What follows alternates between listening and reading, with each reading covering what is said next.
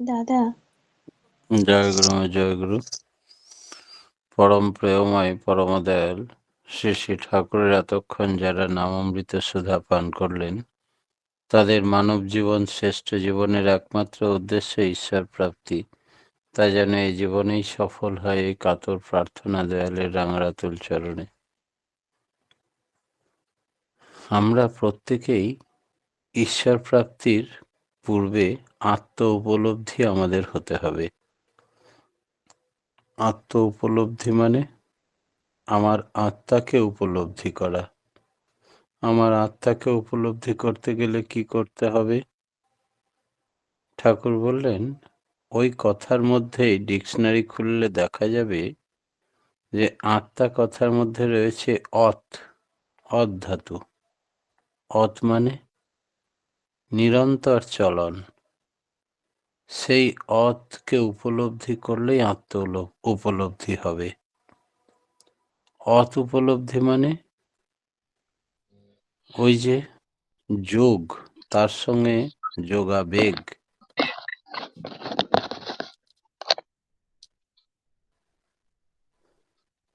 তার সঙ্গে যে যোগ বা যোগাবেগ থাকে, তা কন্টিনিউশন, কনসেপটিভ কন্টিনিউশন বা ধৃতি শক্তি সঞ্জাত মূল কথা। অর্থাৎ যোগযুক্ত হয়ে নাম করলে, তার ভাবে ভাবান্বিত হয়ে সম্বেগ নিয়ে নাম করলে তার মধ্যে যে কন্টিনিউশন থাকতে হবে। অর্থাৎ মূর্তি যেন ভুলি না কো তিল, সব সময় নাম করতে করতে অচ্ছেদ্যভাবে যোগযুক্তভাবে থাকলেই আত্ম উপলব্ধি হবে। আত্ম উপলব্ধি হলে কি হবে? আত্ম উপলব্ধি হলে আমি কে, আমি কেন এসেছি এই ধরাতে, আমার জীবনের উদ্দেশ্য কি, আমি কি জন্যে জন্মেছি, তারপরে আমি কোথায় যাব, আমার করণীয় কি, কি করতে এসেছি, জীবনের উদ্দেশ্য কি, আমি সেই উদ্দেশ্যে সঠিকভাবে এগোচ্ছি না বেঠিক পথে এগোচ্ছি, ইত্যাদি অনেক কথা। সমস্ত প্রশ্নের সুষ্ঠু সমাধান আত্ম উপলব্ধি হলেই সব প্রশ্নের সমাধান হয়। আর এই আত্ম উপলব্ধি করা প্রত্যেকেরই ঈশ্বর প্রাপ্তির প্রথম স্টেজ।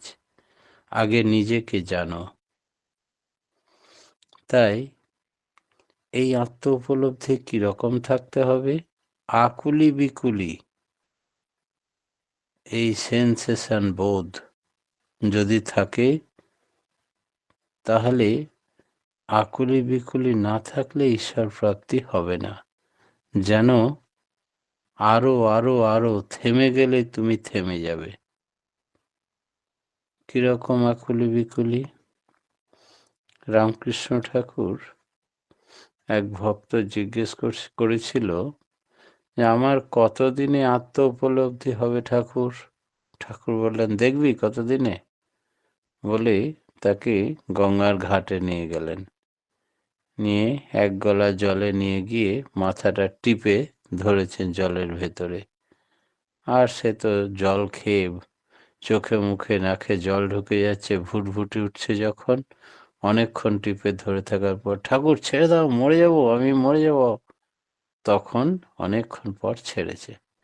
আর হুঁশ করে উঠে বললে, বাঁচলাম। বলে, তুমি তো খ্যাপা ঠাকুর। বলে, ওই রকম যখন বাঁচবার তাগিদে আকুলি বিকুলি করে উঠবি, মনে হবে তাকে ছাড়া এক মুহূর্ত বাঁচতে পারবো না, বাবারে গেলাম গেলাম। এইভাবে যখন প্রাণের তাগিদে তাকে ডাকবি, তখন আত্ম উপলব্ধি হবে, ঈশ্বর প্রাপ্তি হবে। খেয়াল খুশি মতো করলেও হয়, না করলেও হয়, ইচ্ছা করলে করব, না হলে করব না, এরকম নয়। তার সঙ্গে যোগযুক্ত আমাকে রোজ রেগুলার নির্দিষ্ট সময় তো হতেই হবে। তাছাড়াও সব সময় নামের আনল জ্বালিয়ে রাখতে হবে। শুধু 2 টাইম 3 টাইম 4 টাইম তার সঙ্গে যোগযুক্ত হলাম, বাকি টাইম অন্য কিছুতে যুক্ত থাকলাম, তাহলেও হবে না। 24 ঘন্টায় তার সঙ্গে যোগযুক্ত। 1 সেকেন্ডের জন্য যেন ইষ্টমূর্তি সরে না যায়। এইরকম ভাবে চলতে থাকলে তবেই আত্ম উপলব্ধি হবে, ঈশ্বর দর্শন হবে, জীবনের উদ্দেশ্য সফল হবে, সমস্ত প্রশ্নের সমাধান হবে। তুমি কে সেটা জানতে পারবে।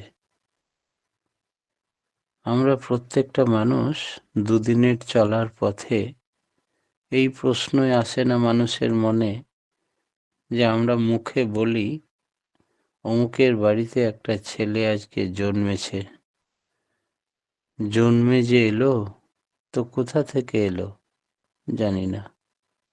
আবার মরে যাওয়ার পরে বলি অমুক বাড়ির লোকটা আজ মরে গেল, কোথায় গেল তাও জানি না। জন্মে এলো তাও জানি না, কোথায় গেল তাও জানি না।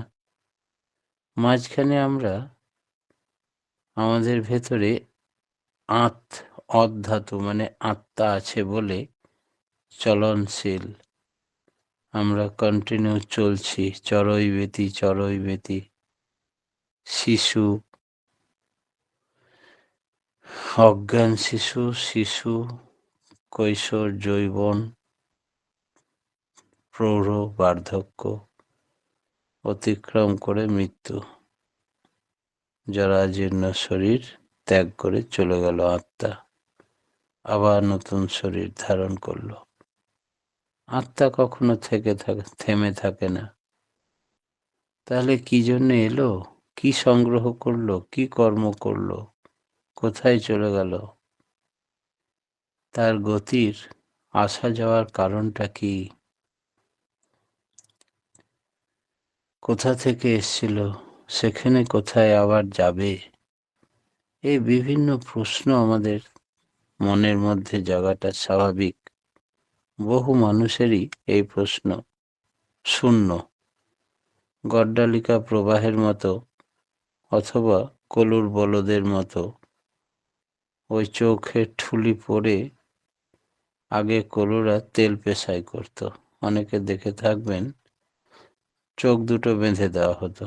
এখনো ঘোড়ার গাড়িতে যারা চেপেছেন দেখবেন ঘোড়ার পিঠে চাবুক মারে আর দৌড়ায়, কিন্তু ঘোড়ার চোখ দুটো ঠুলি দিয়ে বেঁধে দেওয়া হয়। কারণ এধার ওধার তাকালে তখন দেখে যদি সামনে দ্রুতগামী ট্রাক আসছে, ট্রেন আসছে, তাহলে সে ভয়ে আর এগোতে পারবে না। সেই জন্যে পিঠে চাবুক মারছে আর সামনে ছুটছে। এরকম করে সে যে কোথায় যাচ্ছে তা সে জানে না। কলুর বলদতায় চোখ দুটো ঢাকা থাকে আর ঘুরেই যাচ্ছে। ঠিক মানুষও যদি সর্বশ্রেষ্ঠ জীব, যে কাজে লিপ্ত করিয়ে দেওয়া হয়েছে তাকে, সেই কাজটা নিয়েই সে শুধু অন্ধের মতো ঘুরেই যায় চোখ বন্ধ করে। তার জানার দরকার নাই কোথায় যাচ্ছে, কি জন্য যাচ্ছে, মানব জীবনের উদ্দেশ্য কি, কিছুই জানারও প্রয়োজন নাই, কোনো প্রশ্ন শূন্য। তাহলে সেই পশুর সঙ্গে মানুষের পার্থক্য কোথায়? মানুষের মনে হাজারো জিজ্ঞাসা থাকবে, কারণ জানতে চাইবে, উপলব্ধি করবে, অতিক্রম করবে সমস্যা। এই হচ্ছে শ্রেষ্ঠ জীবের লক্ষণ হওয়া উচিত। ঠাকুর জানিয়ে দিলেন প্রত্যেকটি মানুষের জীবনের একটাই উদ্দেশ্য, you are for the lord, not for others, you are for the lord and so for others. ঈশ্বর প্রাপ্তি মানব জীবনের একমাত্র উদ্দেশ্য। তুমি করুর ঘরের বলদ নও বা চোখ বন্ধ করা ঘোড়া নও। তুমি কোন পথে ছুটবে তোমাকে ঠিক করতে হবে। তুমি শুধু ঈশ্বর প্রাপ্তির পথে ছুটবে, অন্য কিছু প্রাপ্তি তোমার জীবনের উদ্দেশ্য নয়। যদি তুমি তা না ছোটো তবে কি হবে? তোমার কষ্ট চলতেই থাকবে, তোমার কখনো মুক্তি হবে না, আত্মিক উন্নতি হবে না, পরমার্থিক উন্নতি হবে না। তাই জন্যে তোমাকে প্রত্যেকটি মানুষের জীবনে সাধনা দরকার। সাধনা আর কিছুই নয়, ওই আত্ম উপলব্ধি প্রথমেই দরকার। এই উপলব্ধি করতে গেলে কি খুব কষ্ট করতে হবে? মোটেই না। বরং নিজেকে নিজে উপলব্ধি না করলেই কষ্টর শেষ থাকে না। এই নিরন্তরভাবে মানুষকে অচ্যুতভাবে লেগে থাকতে হয়, তাকেই যোগ বলে। মানুষ যত অনন্ত হতে চায়, অনন্তের পথে চলতে চায়, আবার শুধু ওই হওয়া এবং পাওয়ার সাথে সাথে বোধ, জ্ঞান, এসোনা এগুলো বৃদ্ধি পেতে থাকে। এবং এতটুকু জ্ঞান, বোধ, বুদ্ধি যেমন নাম ধ্যানের সঙ্গে সঙ্গে প্রকৃত খুলতে থাকে, অর্থাৎ বহু ব্রেন সেল আমাদের নাম ধ্যানের অভাবে মৃত বা অর্ধমৃত বা মৃতপ্রায় হয়ে গেছে, সেইগুলো আবার সঞ্জীবিত হয়ে ওঠে, তাই অ্যাক্টিভ হয়ে ওঠে। তাই নাম ধ্যান করা মানুষ শুধু তৎকাল বুদ্ধিমান হয় তাই নয়, পূর্বাভাস পায়, বিপদ হওয়ার আগেই সংকেত পায়, জানতে পারে। তৃতীয় নেত্র বা থার্ড আইয়ের জাগরণের ফলে এই উপলব্ধি হয়। ফল কথা, তাকে বাদ দেবে তো আর পৃথিবীতে কাকে ধরবে? তোমার কাছে শাশ্বত শুভ হচ্ছেন তিনি, তোমার আদর্শ গুরু, পুরুষোত্তম ইষ্ট। তাকে ছাড়া পৃথিবীর কিছুই নেই, তিনি সকলের স্রষ্টা। এই বোধ তোমার বাড়তে থাকবে, একেই বলে প্রকৃত চক্ষু দান। আর যত এই সাধনায় এগোবে ততই এই জ্ঞান বাড়বে।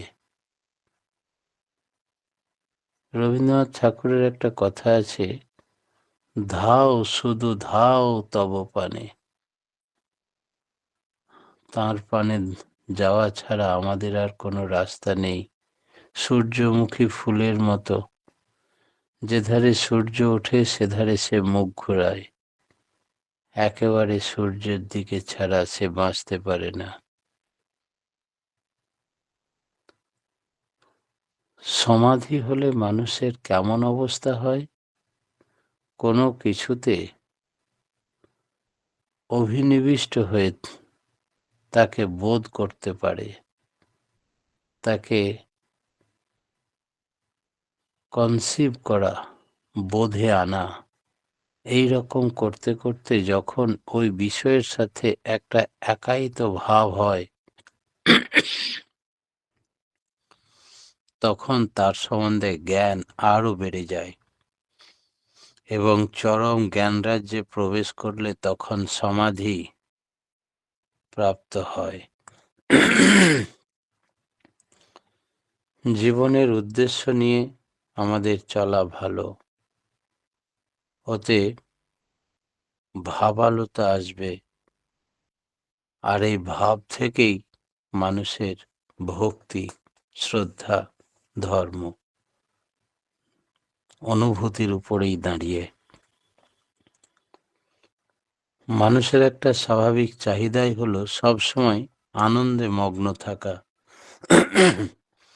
এই সচ্চিদানন্দ ঘনর চিন্তায় ধ্যানে মগ্ন থাকলে তার থেকে বেশি আনন্দ পৃথিবীতে আর কিছু নেই। আনন্দের কথাটার মধ্যে আছে নিষ্ঠা, আনুগত্য, কৃতি সম্বেগ। এই তিনটি হচ্ছে আনন্দের অংশ। যখন এই তিনটি একমুখী হয়ে চলে তখন সেতারের বাজনার মতো, তখন মানুষ আনন্দে ভরপুর হয়ে ওঠে। আবার আনন্দ কথাটা এসেছে নন্দ ধাতু থেকে। নন্দর মধ্যে আছে কম্পন, টু অ্যান্ড ফ্রো মোশন, দোলায়মান গতি। একটা ঢেউয়ের মতো। সেই ঢেউ যদি না থাকতো তাহলে তুমি তৎক্ষণাৎ অজ্ঞান হয়ে যেতে। এই ঢেউটা কি? এক্সপেনশন, কনস্ট্রাকশন আর স্ট্যাগনেশন, প্রসারণ, সংকোচন আর বিরমণ। তাই দোলায়মান গতি দিয়ে আনন্দের কথা, যাকে তুমি ভালোবাসো, যাকে মনে করো তোমার আনন্দ, তার জন্য তোমার একটা উদ্বেগ থাকে। ধরো তোমার ছাওয়ালকে তুমি জানো, ভালোই তার পরীক্ষা দেবে, অথচ ভাবছো তার শরীরটা মেজাজটা ঠিক আছে তো। আবার ভাবছো কি হয়, আবার পরক্ষণে নিজেকে ঠিক করে নিচ্ছ, ভাবছো না সেরকম ছাওয়াল না, সব ঠিক লিখবে। এইরকম এক একবার এক এক দিক নিয়ে ভাবছো। এই যে ভাবা, ভাবতে ভাবতে পাগল হয়ে যাওয়ার মতো, অজ্ঞান হয়ে যাচ্ছ। এই জন্যেই কারো ভালো করতে হলে মন্দ যাতে না আসে সেইগুলোই করো। তা না করলে ভালোটা ক্ষতিগ্রস্ত হবে। আমাদের মধ্যে যেমন ভালোর চাহিদা আছে, তেমনি মন্দটা যাতে রেজড বা প্রতিহত হয় সেই চাহিদাও আছে। এই দুটির মধ্যে সাম্য বজায় রেখে চলতে হবে। ওই যে কি আছে, সমতং যোগ উচ্চতে। বর্তমান আচার্যদেব এই বিষয়ে মাঝে মাঝে একটা গল্প বলেন যে ঠাকুর হচ্ছেন ফুলফিলার দি বেস্ট, যে যা চায় তাকে তাই দেন। আমাদের চাওয়াটা যদি সঠিক না হয়, তার মধ্যে যদি ভালো চাইতে চাইতে মন্দটা চেয়ে ফেলি, তাহলে সেই পথিকের, পরিশ্রান্ত পথিকের গাছতলায় যদি একটা বিছানা খাট আসতো, তাহলে আমি একটু বিশ্রাম নিতাম। ঠিক সেই মুহূর্তে একদম নতুন চাদর বিছানাওয়ালা একটা খাট গাছের গোড়ায় এলো। তাতে শুয়ে পড়ে ভাবছে খুব খিদে পেয়েছে, যদি ভালো ভালো খাবার পেতাম। ভালো ভালো খাবার এলো। তখন ভাবছে পেট তো পুড়ে এবার নিশ্চিন্তে ঘুমিয়ে যাব। তখন যদি একটা বাঘ আসে, নিয়ে আমাকে ঘাও করে খেয়ে নেয়। এই যে মন্দ ভাব এলো, সেই মুহূর্তে একটা বাঘ এলো আর সত্যিই ঘাও করে খেয়ে নিল। আমাদের যেন ওই মন্দ ভাবটা মনে না আসে, সবসময় ভালোই ভালোই এই ভাবটা থাকে। একথাই ঠাকুর বলতে চাইছেন। সমতং যোগ উচ্চাতে, সবসময় যোগযুক্ত থাকো, কখনো পতন না হয়। দ্বন্দ্বাতীত অবস্থা এসে গেলে আমাদের কি হবে না, তো দ্বন্দ্বাতীত অবস্থা যেই দাঁড়ায়, তখন মানুষ অজ্ঞানতার মতো হয়ে পড়ে। আর এই অজ্ঞানে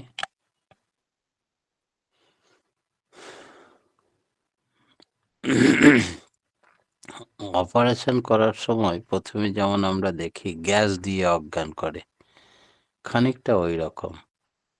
কিন্তু সেই দ্বন্দ্বাতীতের মতো ভঙ্গি করতে চায় না। নর্মালি যা আসার তাই আসুক। কত কথা আসে, হয়তো লেখার মতো, কওয়ার মতো সময় পাওয়া যায় না। ওই হলো সমাধি অবস্থা। সেখানে ব্যাহত অচেতন দেখলে ভেতরের কিছু মহা চৈতন্য সমাসীন হয়। অনেকে সমাধি লাভ করার উদ্দেশ্য নিয়েই সাধনা করতে আরম্ভ করে, সেটাও ঠিক নয়। তোমাদের কখনো আমি অমন করে সাধনা করতে বলবো না। তোমরা শুধু তাঁকে অচ্যুত থাকার জন্য সাধনা করো, তাতে যা হবার হোক। মানুষ যে আনন্দমগ্ন থাকে, সমাধি তো তারই অঙ্গ। ওই রকম করতে করতেই সব কিছু আসে। সাথে থাকে ক্রিয়াশীলতা। সাধনা মানে আমি যা সাধব সেটাতে নিষ্পন্ন হয়ে লেগে থাকা, তার জন্য চেষ্টা করা। ওই যে গানের মধ্যে আছে, চরণে শরণ নেওয়ার কথা। চরণ মানে চলন। তাই তাঁর চলনে চলতে হবে, তাকে মনন করতে হবে, আর তার শরণ নিতে হবে। এই করতে করতেই তার প্রাপ্তি হবে। পরমপিতার রাঙারাতুল চরণে প্রতি প্রত্যেকের সার্বিক মঙ্গল প্রার্থনা জানিয়ে আজকের মতো আমার ক্ষুদ্র বক্তব্য এখানে শেষ করলাম। জয় গুরু। জয় গুরু দাদা। খুব সুন্দর আজকে আলোচনা শুনলাম যে আত্মার উপলব্ধি না হলে ঈশ্বর প্রাপ্তি হবে না, তার প্রতি আকুলি বিকুলি না থাকলে ঈশ্বর প্রাপ্তিও হবে না, তার সাথে সবসময় যোগযুক্ত থাকতে হবে, জীবনের উদ্দেশ্য তাহলে সফল হবে। আত্মা গতিশীল, ঈশ্বর প্রাপ্তি মানুষ জীবনের প্রধান উদ্দেশ্য হওয়া উচিত। নাম ধ্যান করলে তৃতীয় নেত্রের জাগরণ হয়, সূর্যমুখী ফুলের মতো তার প্রতি দৃষ্টি রাখতে থাকতে হবে, আর প্রসারণ সংকোচন বিমোচন থাকতে হবে। ঠাকুর সর্বপরিপূরণকারী, কিন্তু কি চাইতে হয় তার কাছে সেটাই আমরা জানি না। তার প্রতি অচ্যুত হয়ে থাকতে হবে, তার চলনে চলতে হবে, তাকে মনন করতে হবে, তাকে স্মরণ নিলে ঈশ্বর প্রাপ্তি আমাদের অবশ্যম্ভাবী। জয় গুরু দাদা, খুব সুন্দর আলোচনা রাখলেন, আমরা সমৃদ্ধ হলাম। পরম পিতা রাঙারাতুল চরণে আপনার সার্বিক মঙ্গল প্রার্থনা করি। আপনি আপনার সুদীর্ঘ নিরোগ ইষ্টচ্ছল জীবন কামনা করি। পরম পিতার রাঙারাতুল চরণে আপনি সুখে শান্তিতে আনন্দে ভরপুর হয়ে থাকুন, তাকে নিয়ে এই প্রার্থনা করি দয়ালের কাছে। জয় গুরু, ভালো থাকুন এবং সুস্থ থাকুন।